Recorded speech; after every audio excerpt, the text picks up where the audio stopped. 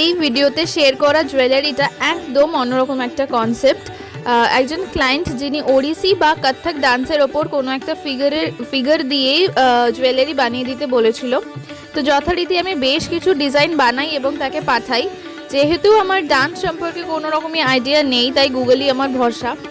Google থেকেই dance pose দেখে সেই ডিজাইনগুলোকে বানিয়েছিলাম এবং পাঠানোর পর তিনি একটি ডিজাইন পছন্দও করে এবং ডিজাইন কনফার্ম হওয়ার পর তিনি যাকে দেবেন তার একটি ফটো আমাকে পাঠান এবং বলেন যে কালারটা এই রকমই সে ফটোর মতো করতে পারবে কি না।